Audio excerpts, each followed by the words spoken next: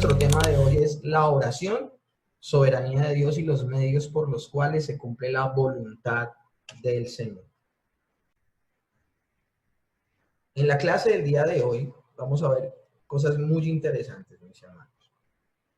Y como lo hemos visto en las parábolas que vimos semanas atrás, desconocer el carácter de Dios, como lo vimos en la parábola de la viuda y el juez injusto, pero también desconocer nuestra condición respecto a Dios, al Dios Todopoderoso, al Altísimo, como lo vimos en la parábola de el publicano y el fariseo. Desconocer cualquiera de estos dos tópicos nos puede llevar a distorsionar peligrosamente los propósitos de la oración. Y es por tal motivo que a través de la reflexión que vamos a tener el día de hoy de la palabra, veremos puntualmente, 1, qué es la oración; 2, qué es la soberanía de Dios; 3, cómo es posible que éstas confluyan para que se cumpla la voluntad de Dios. Porque a veces se piensa que son contradictorias el hecho de pensar que Dios ya decretó todo desde antes de la fundación del mundo, es decir, que todo lo que va a suceder ya está escrito, y de alguna manera a veces las personas, al familiarizarse con la doctrina de la soberanía de Dios y el decreto de Dios, a veces las personas como que pierden la fuerza y la intención de orar porque creen que como ya Dios decretó todo, pues qué poder tiene la oración en medio de un plan que ya fue hecho completamente desde antes de la fundación del mundo. Entonces, por esa razón hoy vamos a ver qué es la oración, qué es la soberanía de Dios y cómo es posible que estas dos confluyan para que se cumpla la voluntad de Dios. Vamos a ver cómo sí es posible que coexistan estas dos verdades sin que sean contradictorias. Todo esto con el propósito en mente de no caer en los dos grandes errores en la praxis de la oración que han afectado profundamente la comunión con Dios en la vida del creyente. Y esas dos prácticas incorrectas son las siguientes.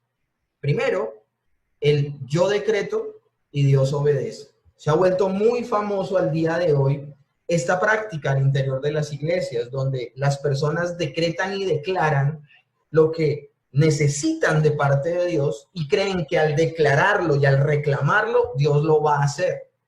Se apoyan en textos como en el nombre de Jesús, o todo lo que pides en oración creyendo el Señor te lo dará, o todo lo que pidas al Señor en su nombre, Él te lo concederá. Obviamente textos sacados de su contexto, porque hay que leer todo el pasaje y todo el contexto de lo que está queriendo decir el escritor bíblico para entender por qué llega a esa conclusión. Entonces, la primera práctica es decretar y ordenar a Dios a través de la oración, indicándole lo que supuestamente debe hacer.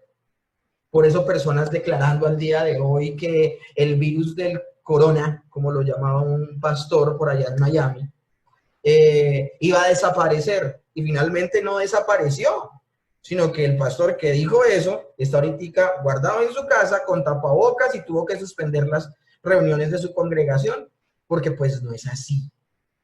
Pero esta práctica es muy popular al interior de la iglesia y lastimosamente desdibuja completamente el carácter de Dios, como también le da unas proporciones completamente terribles a la verdad de la criatura.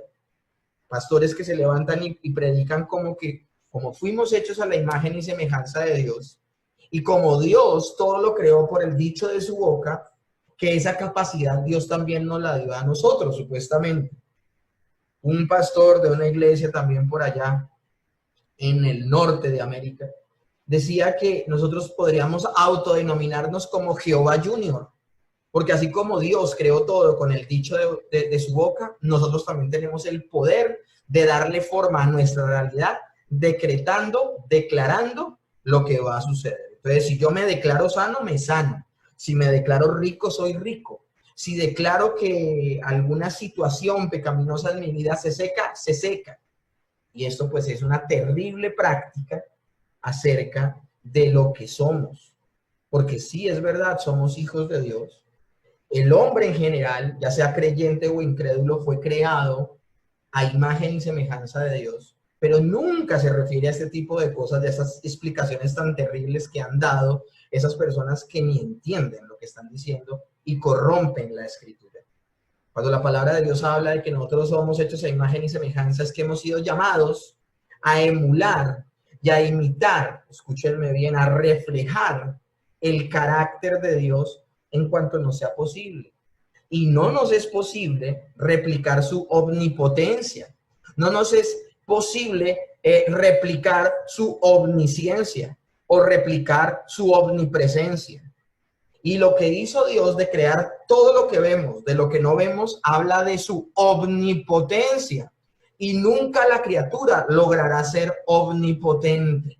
Pero esta gente, ignorando estos principios básicos bíblicos, motivan a la iglesia de Dios a que decrete, declare, para que supuestamente Dios corra en obediencia, porque Él supuestamente dijo que todo lo que oráramos, si lo decíamos en su nombre, se podía cumplir. Ahora, hay una segunda práctica en la cual, bueno, más que práctica, un segundo pensamiento que se introduce al interior de la iglesia, cuando las personas de pronto se interesan un poco en la teología y se interesan un poco en trabajar, en conocer a Dios, se encuentran con la doctrina de Dios, que lo vamos a ver a propósito muy pronto en el seminario que está por comenzar pasado mañana. Cuando veamos doctrina de Dios y veamos los atributos de Dios, vamos a ver un atributo maravilloso de Dios y es su soberanía. Dios es soberano. Y la soberanía, vamos a ver más adelante de lo que se trata. Y habla precisamente de que Dios, todo lo que pasa en el universo, Él ya lo ha decretado. Es decir, nosotros estamos viviendo en tiempo real algo que el Señor ya planeó antes de la fundación del mundo. Y las personas, al enfrentarse a esa realidad de que todo lo que sucede en el universo, no solo en el mundo, en el universo, hace parte del decreto de Dios, de lo que el Señor ha planeado desde antes de la fundación del mundo. La gente, al ver esa realidad de que a Dios no lo toma nada por sorpresa, de que todo lo que sucede Dios ya lo había dicho de antemano, la gente se sorprende con esta verdad maravillosa, pero algunos le dan una lectura incorrecta. Para que alguien de pronto que está escuchando el día de hoy este culto de oración e ignora términos como la soberanía de Dios o ignora términos como el decreto de Dios, les voy a poner un ejemplo sencillo.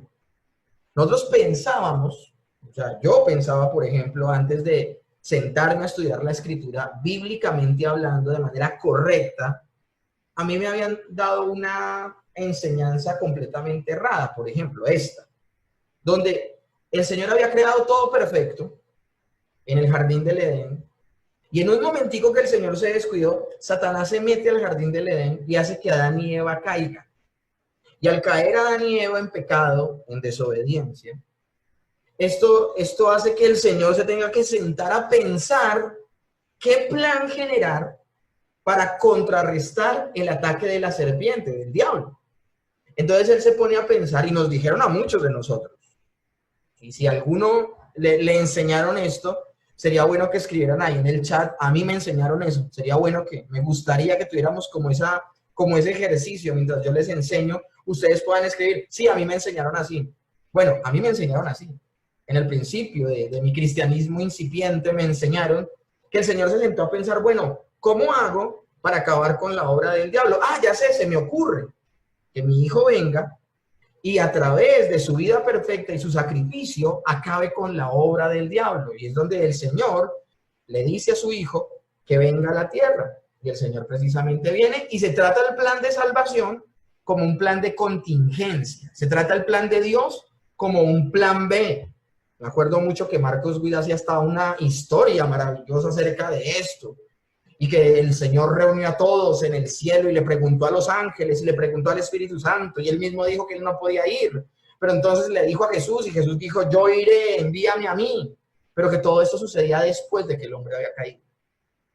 Mis hermanos, esa manera de abordar el plan de salvación y de abordar la verdad bíblica está completamente equivocada de cabo a rabo. Porque si nosotros pensamos que Dios lo toman cosas por sorpresa y pensamos que Dios está aprendiendo y se está hasta ahora enterando de cosas, pues Dios no es un Dios omnisciente. Entonces Dios no lo sabe todo. Y si Dios está aprendiendo, entonces es un Dios que no es digno de nuestra confianza. Porque si está aprendiendo, y si le están metiendo goles, y si se le metió Satanás, y el Señor no estaba enterado de que se iba a meter, entonces el Señor no es omnipotente, porque hasta fue incapaz de mantener a salvo el jardín del Edén. Entonces esta manera de pensar que se encalleció en nuestras vidas por mucho tiempo, y hasta se hacían historias y se cantaban conciertos en torno de esta fábula que es completamente falsa, no emerge de las Escrituras. Entonces, uno que hace como maestro de un seminario o pastor de una iglesia, uno le predica a las personas sobre la soberanía de Dios. Y les predicamos que desde antes de la fundación del mundo, el Señor no solo sabía y había decretado, y había decidido que iba a crear al hombre, sino que también había decidido que ese hombre en algún momento iba a caer. Y también había decidido que ese hombre que caía, él iba a crear un plan de salvación para salvarlo. Ahora, el que cae es el hombre. El que peca es el hombre. Pero nada toma por sorpresa a Dios. Y siendo tan bondadoso Dios, desde antes de la fundación del mundo, él ya había creado un plan de salvación para salvar a los hombres a través de ese plan de salvación. Es decir, antes de la fundación del mundo, el Señor le dijo al Señor, le dijo, dice la palabra, dijo el Señor a mi Señor, siéntate a mi diestra hasta que ponga a tus enemigos por estrado de mis pies. El Padre le dijo al Hijo, Jehová le dijo a Adonai, como lo predicaba yo el domingo pasado en la iglesia. El Padre le dice al Verbo, tú irás y salvarás a muchos de la humanidad. ¿Cuándo fue esto? Antes de que el Señor dijera, sea la luz, y fue la luz. Eso se conoce como el pacto eterno de salvación. El Señor lo decidió desde antes de la fundación del mundo. Pero les tengo noticias, mis hermanos. No solo el Señor decidió el plan de salvación desde antes de la fundación del mundo. ¿Alguien podría decir dónde dice eso? Apocalipsis. Si no estoy mal, el capítulo 13, el verso 8. Capítulo 13, verso 8, creo que es así. Si no, alguien me ayuda y también por el chat pueden escribir el texto. Habla del Cordero de Dios que fue inmolado desde la fundación del mundo. Y está hablando de que el Señor había decidido desde la eternidad pasada el plan de salvación. Pero no solo el plan de salvación. Cuando hablamos del decreto de Dios, hablamos de que Dios decidió todo lo que iba a ocurrir en todos los tiempos, en todas las épocas, de todos los años, en toda la humanidad, antes de crear la creación. Esa es la soberanía de Dios. Nadie sorprende a Dios. Como sale en la película de Todopoderoso, no sé si ustedes la vieron, donde Jim Carrey no cree que está delante de Dios y le dice, ¿cuántos dedos tengo atrás? Y él hace esto, en la espalda, obviamente. Bueno, ustedes no me están viendo. Él señala 6, yo mostrándole las manos y creo que no me están viendo. Él le muestra 6 dedos, 5 de una mano y el dedo pulgar de la otra. Y cuando el Señor dice 6, obviamente antes de que diga 6, Jim Carrey baja el dedo pulgar y solo quedan los 5. Entonces cuando él muestra la mano, como tratando de que, le hice caer porque no tengo 6 dedos, sino 5 dedos, cuando Jim Carrey saca la mano, en una mano tiene 6 dedos. Y él se asusta, ¿no? Obviamente. Porque nada toma por sorpresa de las decisiones que toma el hombre a Dios. Pero eso no hace que el hombre no tome decisiones con responsabilidad. El fatalismo, al entender esta verdad de la soberanía de Dios, muchas personas al estudiar teología, al verse confrontadas a la soberanía de Dios, tienen un efecto completamente nocivo que no es el que busca Dios, y es que se vuelven pasivos y empiezan a tomar una actitud completamente fatalista con la soberanía de Dios y descuidan la práctica de la oración porque la consideran inútil, porque Dios ya eligió todo lo que va a suceder y yo como que ¿para qué oro? Porque ya Él decidió. Entonces hay dos completos tópicos nocivos, dos extremos completamente nocivos, aquellos que oran creyendo que pueden doblar el brazo de Dios para que se haga la voluntad de la criatura y no la del creador. Y otro extremo completamente nocivo como el creador ya decidió, como el creador ya decretó, como el creador ya decidió, pues ¿qué relevancia tiene que yo le ore y le pida algo porque él ya tomó decisión? Bueno, La clase del día de hoy tiene como propósito entender la fina concordancia, el fino, ¿cómo podemos decir? Como esa fina danza, esa hermosa danza que hay entre la soberanía de Dios y un medio de gracia como es la oración para que se cumpla el propósito de Dios. Y la única forma de entender esa maravillosa simbiosis entre la soberanía de Dios y la responsabilidad que tiene el creyente de orar es volviéndonos a las Escrituras. Y por eso el tema del día de hoy es la soberanía de Dios y la oración. Hablemos de la definición de la oración en principio. La oración es comunicación personal con Dios. Y cuando hablamos de comunicación, la comunicación incluye escuchar y hablar, es decir, de un emisor y un receptor. Y por esa razón es tan importante en el momento de orar combinar la palabra escrita de Dios, que es como escuchamos a Dios. Nosotros no escuchamos audiblemente la voz de Dios. Hay personas que dicen que la escuchan y bueno, pues a mí la palabra me dice otra cosa. A mí la palabra en Hebreos 11 me dice que el Señor habló de muchas formas y de diversas maneras, pero al día de hoy, desde que se escribió la carta de Hebreos hasta el día de hoy, le ha placido al Señor hablarnos a través de su Hijo. Y su Hijo es el verbo hecho carne, es decir, que el Señor nos habla ahora a través de la Escritura, no más. Y cuando hablamos de oración debemos combinar en el tiempo de oración nuestro estudio de la palabra escrita y también hablar con Dios, es decir, ejercer nuestra comunión con Dios en oración. No existe tal como un creyente alejado de las Escrituras, que ora mucho, o un creyente que estudia mucho las Escrituras, pero nunca ora. Un verdadero creyente tiene ese fino equilibrio y esa dependencia absoluta de la palabra escrita de Dios y de la oración. ¿Por qué Dios quiere entonces que oremos? Primero hablemos de por qué no quiere que oremos. La oración no se hace para que Dios pueda enterarse de lo que necesitamos, pues Dios es omnisciente y sabe todo lo que necesitamos. Mateo 6:8 dice, porque su Padre sabe de qué cosas tienes necesidad antes de que ustedes se las pidan. Entonces, no es que le damos a entender al Señor lo que necesitamos. Más bien, la oración es un mandamiento para que Dios sea glorificado. Primera Tesalonicenses 5:17 dice, orad sin cesar. Y Mateo 6:9 dice, ustedes pues orarán así. Padre nuestro que estás en los cielos, santificado sea tu nombre. Entonces, la oración, más que informarle al Señor lo que necesitamos, que Él ya lo sabe, porque Él sabe todas las cosas, es más bien de manera humilde acercarnos a Él y declarar nuestra dependencia a nuestro Dios Todopoderoso. Arthur Pink dice lo siguiente: Dios exige que confesemos su dominio universal. Al pedirle al Señor que lloviese, por ejemplo, Elías, no estaba sino confesando el control de Dios sobre los elementos y sobre el clima.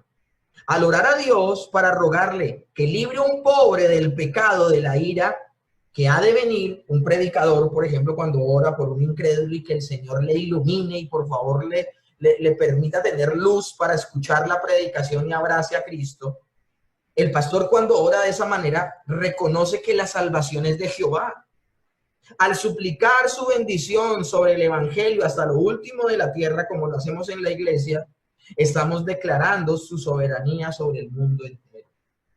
Entonces es importante entender esto, pero también la oración le recuerda a nuestro ser que dependemos de Dios. Es por esa razón que nosotros hablábamos la semana pasada de la incoherencia que había del fariseo como oraba, todo autosuficiente, porque la oración lo primero que evidencia es la necesidad de Dios. Y si una persona ya está bien, pues como para qué ora y como para qué se acerca a Dios. La oración entonces nos recuerda a nosotros como hijos de Dios que dependemos solo y absolutamente de Él. Mateo 6:9 ya lo leíamos. Ustedes pues orarán así: Padre nuestro que estás en los cielos, santificado sea tu nombre. Y Mateo 7:11 dice, si ustedes, siendo malos, saben dar buenas dádivas a sus hijos, ¿cuánto más su Padre que está en los cielos dará buenas cosas a los que se lo piden? Como un hijo depende de su padre, así nosotros dependemos de Dios. Entonces, palabras más, palabras menos, La oración expresa nuestra dependencia y confianza en Dios. Y es un medio por el cual nuestra confianza en Él puede aumentar. Por esa razón, una persona que cada vez ora y ora más, confía más y más en Dios. Las personas que no descuidan las disciplinas espirituales como la lectura de la palabra y la oración, no de manera religiosa, sino de manera vivencial, real. La palabra se hace carne en tu vida, pero también cuando oras, escuchas la voz de Dios y vuelvo y repito, no de manera audible, sino que las verdades de la Escritura se vuelven verdad a tu vida. Estamos hablando de que estás creciendo y tu confianza en Dios aumenta. Juan Calvino lo decía de la siguiente manera: la oración es el ejercicio principal de la fe. Por eso el Señor decía, cuando venga el Hijo del Hombre, ¿hallará fe en la tierra? Es decir, cuando venga el Hijo del Hombre, ¿nos hallará orando? Y también Arthur W. Pink dice, la fe nace por la palabra, pero se ejerce en la oración. ¿Quién es Arthur W. Pink? Es un autor maravilloso que escribió un libro sobre los atributos de Dios, que se los recomiendo al punto de que se los voy a enviar por PDF a través de los diferentes grupos de WhatsApp para que lo tengan y ojalá lo puedan leer.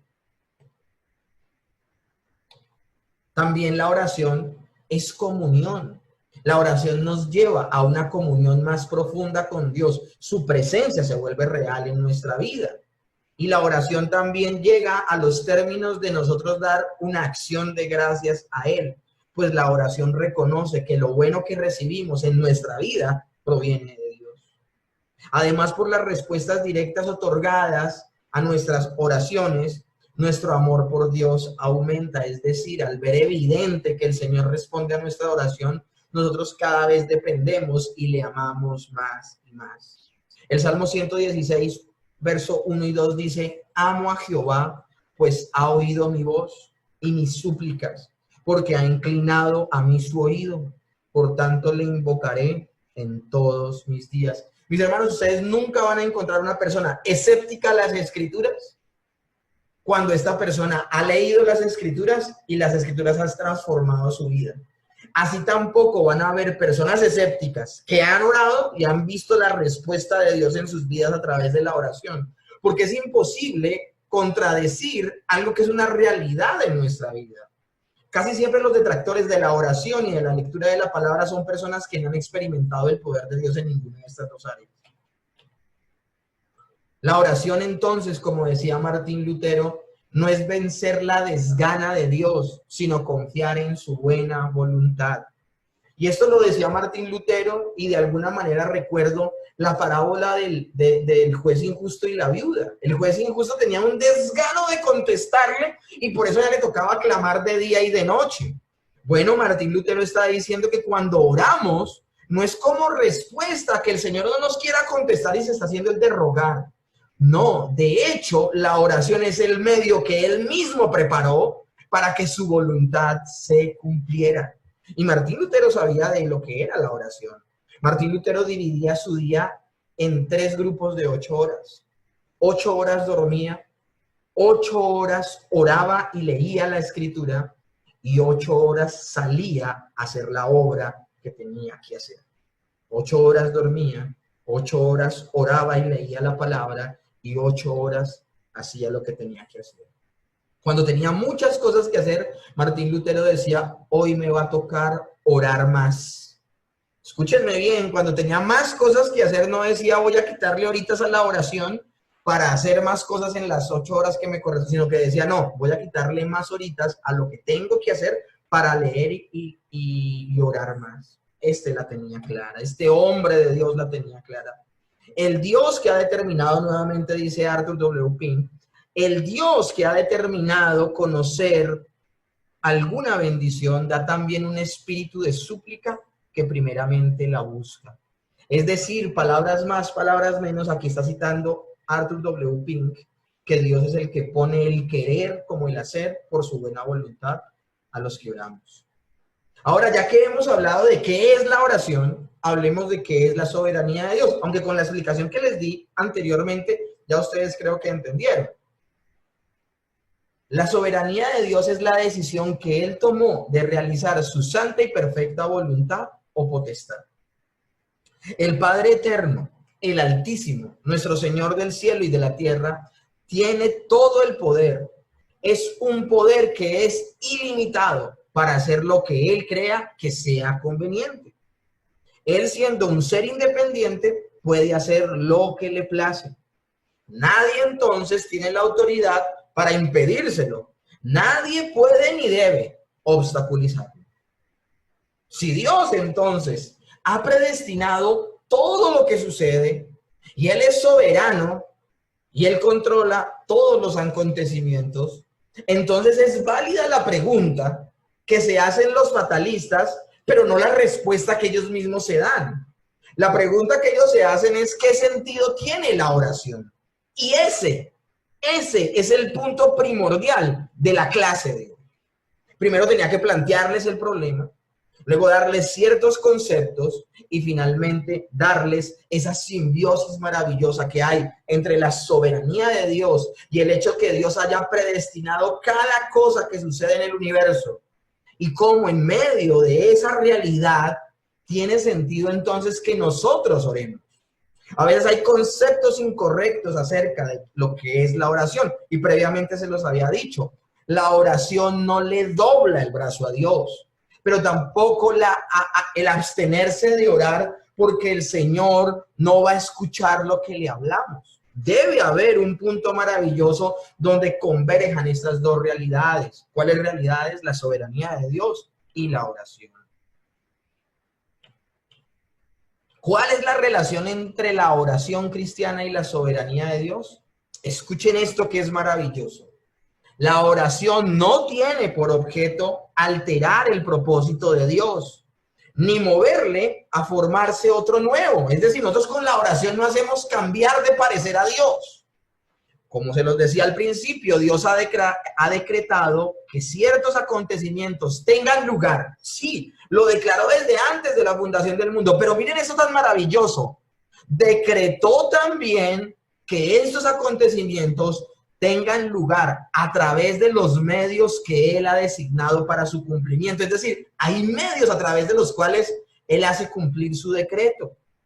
Dios ha decretado los medios al mismo tiempo que el fin.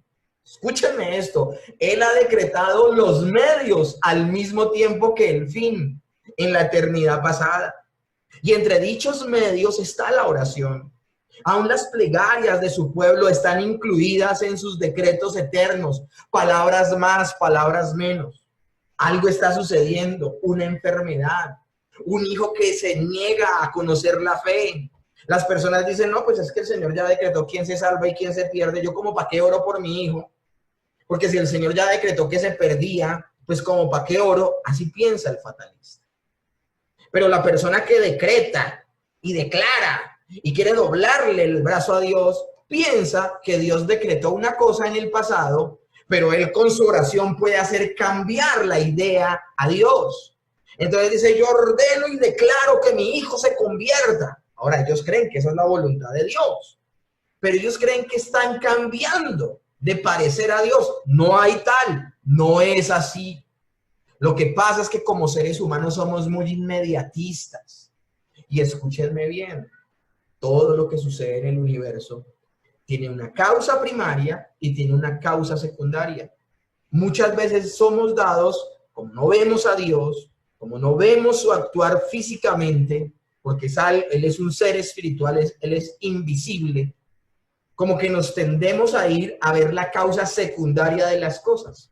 Dios es la causa primaria de todo lo que ocurre. Y si mi hijo o mi hija, que no conoce de Dios, y lo he visto rebelde y que contradice lo que dice Dios, y lo veo apático a su voluntad, yo me afano y me apresuro al decir que la voluntad de Dios es que ese hijo nació para perderse. Yo no conozco, y a Dios le puede tomar toda una vida salvar a una persona. Ahora, eso yo no se lo digo a los que les predico, porque esa persona puede pasar la calle y lo puede atropellar un carro y se puede morir sin Cristo. Pero técnicamente Dios no tiene afán con las personas en cuanto a qué. En cuanto Él sabe lo que ya va a suceder. Él ya ve en el mismo tiempo el pasado, el presente y el futuro. Dios no está sujeto al tiempo. Dios creó el tiempo. Somos nosotros los que estamos sujetos al tiempo. Y somos nosotros los que no podemos ver sino el pasado y el presente de nuestro hijo inconverso. No podemos ver su futuro, no podemos ver si él a futuro responde positivamente o no a la predicación del evangelio. Solo estamos viendo el pasado y el presente. Y hay personas que son tan fatalistas que piensan que el presente que está viendo de su hijo será su futuro, que no creerá en el Señor y por eso no oran. Pero otros piensan que al ver a un hijo rebelde, pero en el futuro lo ven convertido y lo ven como un creyente, piensan que fueron sus oraciones las que doblaron el brazo de Dios. Ninguna de estas dos posiciones son correctas, porque ambas posiciones ignoran que Dios ha decretado los medios al mismo tiempo que el fin. Más bien lo que sucede cuando yo tengo un hijo inconverso y yo oro por él creyendo en que Dios ha tomado la oración como un medio de gracia para que se cumpla su voluntad, entonces yo oro y le pido a Dios, porque sé que Dios puede actuar a través de la oración. Y a través de la oración, el Señor actúa en esa persona, en ese hijo y lo convierte. Mi oración nunca cambió el propósito de Dios, porque el propósito de Dios siempre fue salvar a ese hijo. Propósito que yo ignoro, que solo lo sabe Dios. Yo no sé quién se salva y quién se pierde, pero prefiero ser un padre que ora por su hijo porque se salve y le predica el evangelio para que se salve, porque Dios puede obrar a través de la oración y la predicación para conducirlo a la salvación. Pero no me voy a quedar como el fatalista sin orar, porque ya Dios todo lo decretó y posiblemente ese hijo se va a perder, pero tampoco voy a orar como los que decretan y declaran, al decir que yo puedo doblarle el brazo a Dios. Y aunque él haya decidido en el pasado que se va a perder, yo con mis oraciones lo convenzo para que cambie de parecer. Dios nunca cambia de parecer. De hecho, es Dios el que produce en nosotros ese deseo de orar y predicarle a las personas para que las personas puedan ser salvas. Y uno de los grandes ejemplos es el mismo Señor Jesús. Volvamos a ver algo que dice Arthur W. Pink. El propósito de Dios es que su voluntad se cumpla por los medios que Él mismo ha decretado y hacer bien a su pueblo conforme a sus propias condiciones. Es decir, por los medios de gracia y condiciones que Él ha establecido. Y algunos de esos medios y condiciones son la súplica y el ruego que expresamos en la oración. ¿Acaso el Hijo de Dios, es decir, nuestro Señor Jesucristo, no sabía con certeza que después de su muerte y resurrección sería exaltado por el Padre? Miren, escuchen esta pregunta. ¿Será que el Hijo de Dios, nuestro Señor Jesucristo, no tenía la certeza de que después de su muerte y resurrección sería exaltado por el Padre? Claro que tenía la seguridad, sin duda lo sabía, pero ahí tenemos a nuestro Señor Jesús pidiéndole precisamente esto a su Padre Celestial. Juan capítulo 17, verso 5. Miren cómo ora el Señor Jesús. Ahora pues, Padre, glorifícame tú al lado tuyo, con aquella gloria que tuve contigo antes de que el mundo fuese. Imagínense, el medio por el cual se cumplió la voluntad del Padre fueron las oraciones del Hijo, aunque el Hijo tenía la certeza de lo que iba a suceder, que es lo único que nos diferencia de Jesús y nosotros. Nosotros no tenemos la certeza de lo que va a suceder, porque el único que conoce los decretos de Dios es Dios. Y como Jesús es Dios, Él tenía la seguridad.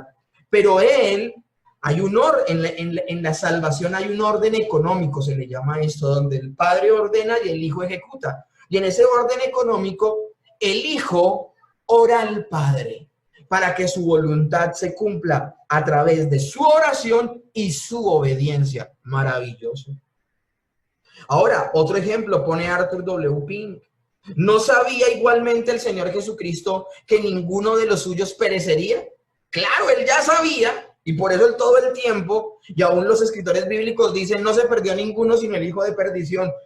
Jesús desde el principio supo que 11 de sus discípulos se salvarían y uno se perdería. Pero a pesar de saberlo, sin embargo, rogó al Padre para que los guardara. Juan 17, 11. No ruego por el mundo, sino ruego por los que me diste del mundo para que los guardes del mal. Otra vez, la oración de Jesús. fue el medio de gracia para que los discípulos fueran guardados. Un ejemplo de ellos, Pedro, que a pesar de haber negado a Jesús 3 veces, fue guardado y fue salvo.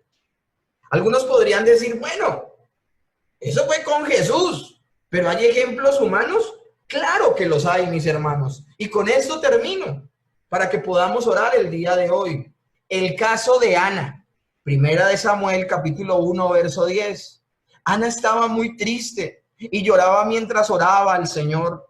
Le hizo una promesa a Dios: Señor Todopoderoso, mira lo triste que estoy. Acuérdate de mí. No me olvides. Si me concedes un hijo, te lo entregaré a ti. Será un nazareo. No beberá ni bebidas embriagantes y nunca se cortará el cabello. Esto es impresionante, mis hermanos, y quiero que presten atención porque esta es la recta final de la clase del día de hoy. Dios, desde antes de la fundación del mundo, decretó todo lo que iba a suceder. Y entre todo lo que iba a suceder, decretó que iba a nacer un hombre llamado Samuel, que iba a ser el mejor de los jueces de Israel, el mejor de todos, el que iba a hacer la voluntad de Dios, el que no iba a caer ninguna palabra que Dios dijera en tierra, porque iba a ser una persona de testimonio. Ningún juez actuó con el temor de Dios, la obediencia y en la consagración que actuó Samuel. Ya Dios lo había tenido determinado desde antes de la fundación del mundo. Pero ¿cuál es la realidad que está viviendo la mamá de ese hombre que se ha declarado desde antes de la fundación del mundo por decreto de Dios que nacerá? La condición real de esta mujer es que es estéril, es que no puede tener bebés, es que a su esposo Elcana le vale que ella sufra por eso. ¿Y ella qué hace? Una mujer piadosa, como Dios es el que produce el querer por el hacer.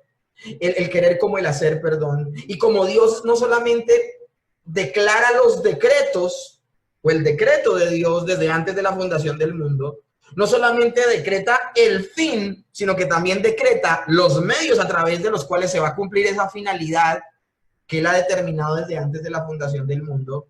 Es Dios quien pone en el corazón de Ana orar como ora. La insatisfacción de Ana de no poder tener un hijo, ¿de quién venía? De Dios. ¿De dónde viene el temor de Dios de Ana? ¿De dónde viene que ella vaya hasta Silo y ore en la casa de Dios? ¿De dónde viene todo lo que hace Ana? Y de hecho, ¿de dónde viene que Ana ore como ora? Le hace una promesa al Señor: Señor Todopoderoso, mira lo triste que estoy, acuérdate de mí. No me olvides. Si me concedes un hijo, te lo entregaré a ti. ¿Acaso Samuel no había sido desde antes de la fundación del mundo consagrado para ser profeta del Señor y su siervo? Pero aquí vemos a esta mujer determinando en ese momento real que se lo va a dar al Señor en consagración. Será nazareo. ¿Y qué significa nazareo?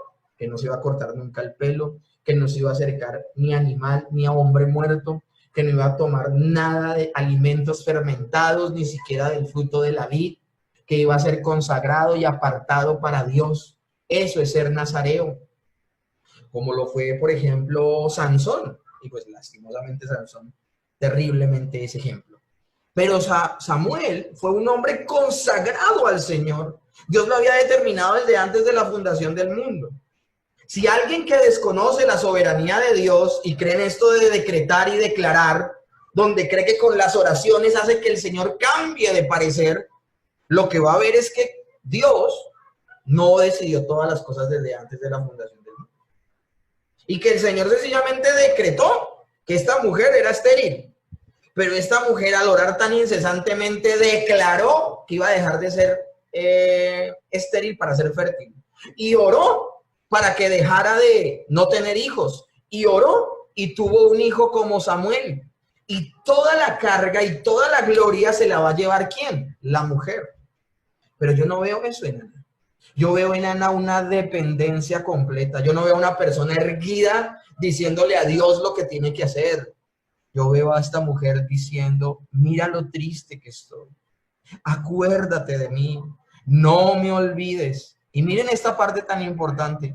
Si me concedes un hijo, Ella no está declarando, declaro que tendré un hijo. Ella está sujeta a la voluntad de Dios. Si es tu voluntad que tenga un hijo, haré esto con este hijo. Aún la promesa que hace está condicionada a la voluntad de Dios. Si a ti te parece, yo haré esto. Pero tanto su actitud humilde como la promesa que hacen proviene de Dios, que mueve su corazón a que actúe de esa manera. ¿Ana es un títere de Dios? Para nada, porque Ana no ha dejado de ser Ana. De hecho, Ana no está actuando en contra de su voluntad. A Ana le duele no tener un hijo. A Ana le duele no poder darle hijos a su marido. Pero de alguna manera ella conecta su maternidad con el servicio a Dios. Ella no está pensando en su realización personal como mujer, está pensando en la gloria de Dios, está pensando en que ese hijo sirva al Señor. De hecho, está pidiendo un hijo para no quedarse con él. Todo esto viene de Dios y eso es pedir conforme a la voluntad de Dios. Ella no. Si alguien toma este texto para corroborar el declarar y el exigirle a Dios, está muy equivocado, porque esa no es la actitud de Ana. La actitud de Ana es humilde y siempre condicionada a la voluntad de Dios. Lo que pasa es que la voluntad de Dios se cumplió a través de la petición de Ana. Y otro ejemplo para terminar el día de hoy, el caso del rey Ezequías. Este caso es igual de impresionante al de Ana. Dice Segunda de Reyes 22. Ezequías, bueno, antes de leer el texto les hablo un poco de lo que sucedió. No quise anotar todo el texto porque era muy largo. Pero resulta que llega el profeta Isaías y le dice a Ezequías, mi hermano, ordena tu casa porque el Señor te va a pedir la vida y te vas a ir con el Señor, pero ya mismo. Y dice la palabra, ahora él cayó enfermo. Y le dice esto el profeta, de parte de Dios, te vas a morir. Y dice que tan pronto sale el profeta, mis hermanos, el que habla en nombre de Dios, saliendo, y mientras va por el patio de la casa real, miren lo que hace Ezequías mientras tanto. Él al escuchar lo que el profeta está diciendo, él se inclina a los pies del Señor. Ezequías volvió la cara hacia la pared y oró hacia el Señor. Yo te suplico, Señor, que te acuerdes de cómo te he servido fiel y sinceramente, haciendo lo que te agrada, y lloró amargamente. Esa fue la oración del rey Ezequías. ¿Qué pasa con el profeta Isaías? Dice que él mientras va por el patio, Dios le habla y le dice, he escuchado la oración de mi siervo, devuélvete y dile que voy a darle 15 años más de vida. Los que piensan en el decretar y el declarar, en el doblarle la mano a Dios, dice, mire, ahí está. Este hombre cambió de parecer al Señor con su oración. Para nada. ¿Cuándo decidió el Señor que le daría 15 años más de vida a Ezequías? Él lo decretó antes de la fundación del mundo, como todas las cosas. A él no lo toma nada por sorpresa, ni hace que cambie de opinión. Porque si el Señor cambia de opinión, se anularía el texto donde dice que Dios es el mismo ayer, hoy, por los siglos. Que el Señor no cambia ni muda de parecer, que es uno de sus atributos, que es la inmutabilidad de Dios. Dios no cambia. Dios es el mismo ayer, hoy y por los siglos. ¿Y por qué no cambia? Porque ninguno de sus atributos cambia. Él no está aprendiendo, él no está probando y error, sino que él todo lo ha dicho desde antes de la fundación del mundo. Pero como lo hemos leído, él, y lo hemos aprendido hoy, él no solamente declara el fin, sino el medio a través de ese fin, el medio a través del cual llegará ese fin. Y la palabra es impresionante. Le dice, mira, ve donde el rey, dile que se le concede 3 años de vida, 15 años más de vida. Y Ezequías, un poco escéptico, le dice, bueno, ¿y cómo sabré que esto sucederá? Y el profeta le dice, mira, si la sombra del reloj, creo que es de acá, retrocede, creo que son 4 grados, sería bueno leer el texto, la voluntad de Dios será así. Ahora, ese reloj del que están hablando es un reloj de sombra. Y si retrocede la sombra, miren, que la sombra avance es muy fácil. Pero que la sombra retroceda, ¿qué significa? Que se va a devolver el tiempo. Que el sol se va a devolver. Y si el sol se devuelve, era un milagro. O sea, el Señor puso sujeto a un milagro su voluntad. Eso es impresionante. Y sucedió tal cual. La sombra se devolvió lo que el Señor había dicho. Y finalmente Ezequías no murió, sino que vivió 15 años más. Más adelante, viendo la historia de Ezequías, uno se da cuenta por qué el Señor le pega ese susto de que se va a morir, pone en su corazón que ore como ore, y a través de esa oración le concede 15 años de vida. Les aseguro, mis hermanos, que si Ezequías no ora, se muere. Y se moriría siendo ese la voluntad de Dios desde antes de la fundación del mundo. Pero el Señor lo que estaba haciendo era llamar la atención de Ezequías para que cambiara ciertas cosas. Cuando le dice ordena tu casa y se le conceden 15 años más, hay que asociar esos dos elementos. Ordenar su casa es que Ezequías no estaba haciendo cosas muy correctas y le estaba dando el Señor la misericordia de ordenar su casa. Lastimosamente este rey, aunque hizo muchas cosas buenas, no puso temor de Dios en sus hijos, y cuando él murió, vino el juicio de Dios contra su casa y contra el pueblo, porque se habían apartado de Dios. Entonces son dos casos impresionantes donde vemos, mis hermanos, cómo la soberanía de Dios puede danzar maravillosamente de la mano de la oración de las personas. Dios cumple su soberana voluntad a través de las oraciones de sus hijos. Es uno de los medios de gracia que Él tiene, uno de varios medios de gracia que Él tiene para cumplir su voluntad.